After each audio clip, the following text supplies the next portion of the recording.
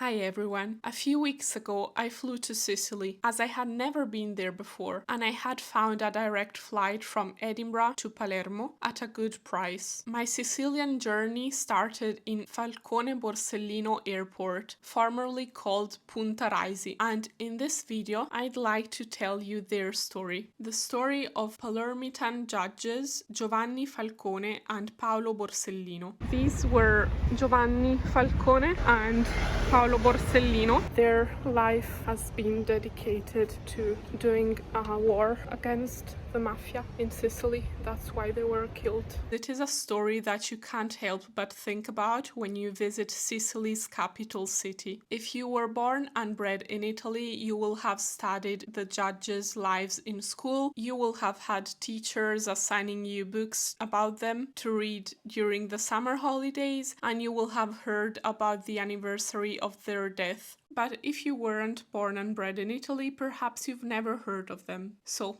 let's start from the beginning. Giovanni Falcone and Paolo Borsellino were both born in Palermo 8 months apart. Falcone was born on the 18th of May 1939 and Borsellino on the 19th of January 1940. They grew up close to each other in the heart of Palermo, the district of Arab origin La Calza, where the hostel I stayed at was, and became friends as children, playing football together in the squares of their neighborhood. They both came from wealthy and educated families. Falcone's father was a chemistry lab director, while his mother, the daughter of a well-known gynecologist, was a housewife. His parents were strict, religious, and expected a lot from him academically, transmitting him values such as sacrifice, bravery, and hard work. On the other hand, Borsellino's parents were pharmacists, and he grew up in a less strict environment. The mafia was quiet but present in their neighborhood, and they had classmates who ended up being mafia bosses. Falcone and Borsellino both attended Liceo Classico, the classical high school. Falcone learned to develop a critical spirit and stopped going to the Sunday Mass with his mother. After his high school degree, he moved to Livorno in Tuscany to study at the Naval Academy, but he then changed his mind and moved back to Palermo to study law, strongly pushed by his father, who thought him too independent-minded to have a military career. On the other hand, Borsellino knew he wanted to study law from a younger age, and he did, graduating with full marks even though his father had died a few months earlier and his family's economic conditions got worse. Borsellino became Italy's youngest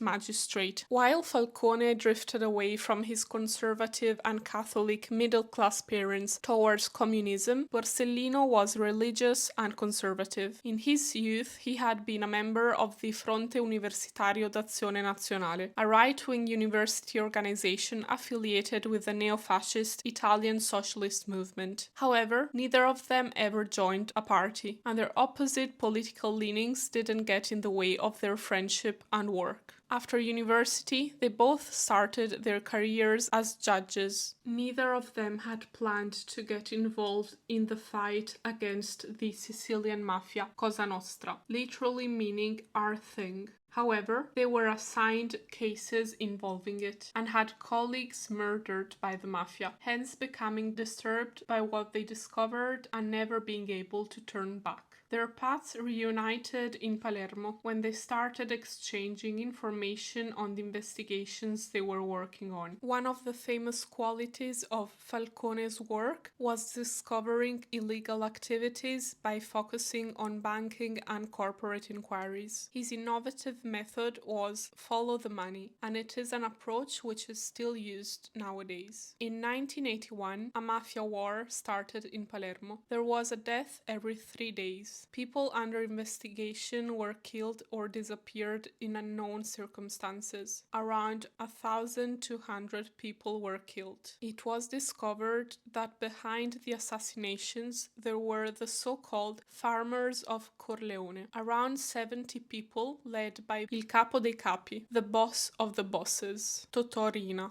In the early 80s, politicians and members of the Anti-Mafia were regularly killed by Cosa Nostra, such as Pio La Torre, regional secretary of the Communist Party, or Carlo Alberto Dalla Chiesa, a carabinieri general who was killed alongside his nurse wife Emanuela Setti Carraro and their escort agent Domenico Russo. The assassination of Dalla Chiesa was only the beginning of the war between the mafia and the Italian state, as Torina wanted a frontal fight.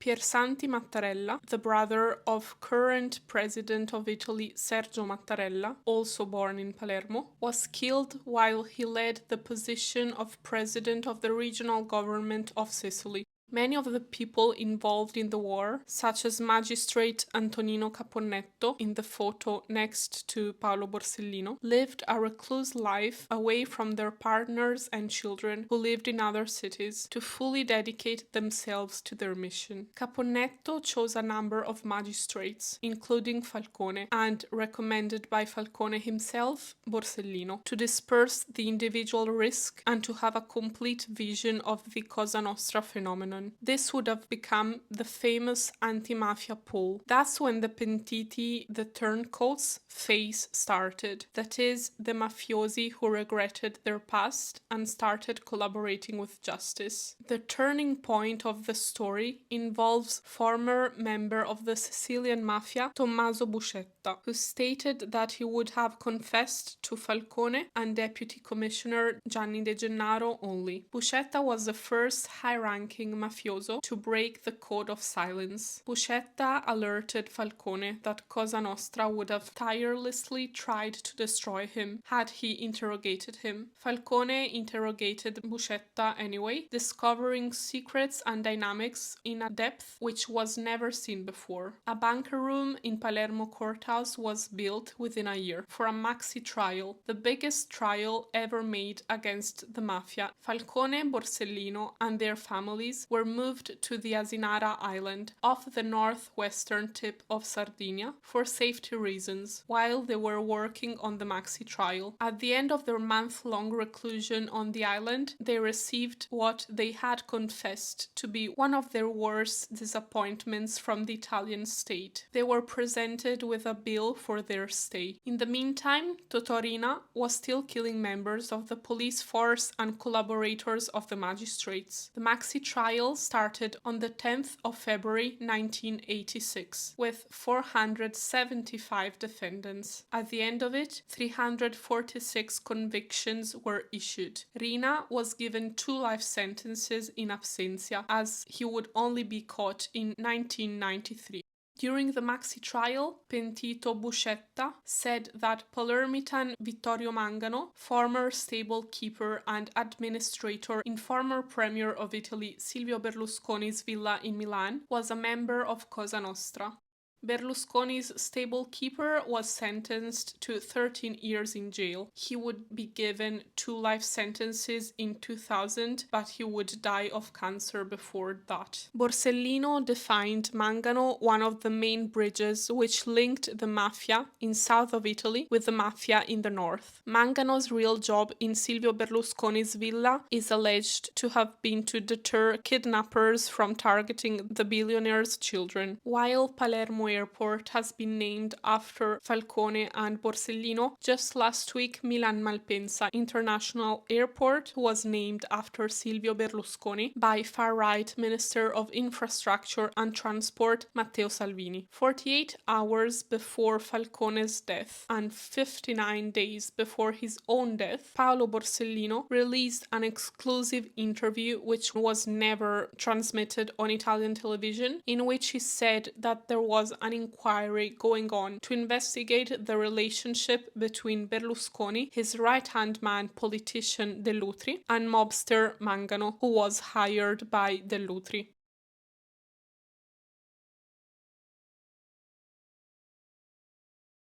After the Maxi Trial, the Anti-Mafia Pool was dismantled, and instead of being promoted, Falcone was isolated and hindered. Only minor offences cases would be brought to his desk. Magistrate Meli, who was less competent but had more years of work experience, was promoted instead.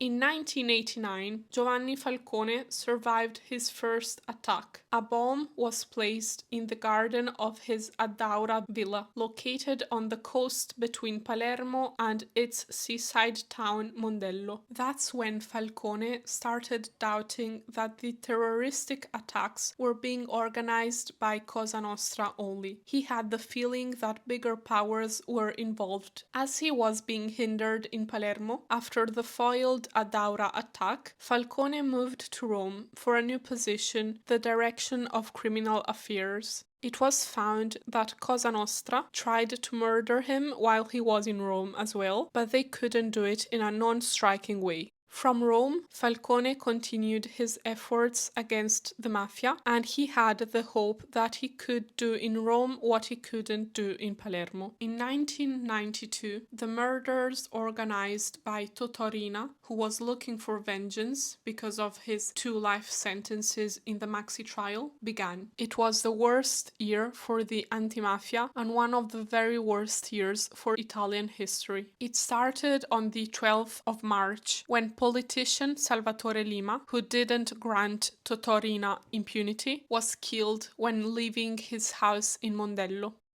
On the 23rd of May, 3 escort cars were proceeding on the motorway that links Palermo Airport to the city. One of the 3 cars was being driven by Giovanni Falcone, with his wife Francesca Morvillo, also a Palermitan magistrate, on the passenger's seat. They had just landed in Palermo from Rome. While they were traveling on the motorway, at the Capaci junction, a devastating bomb went off.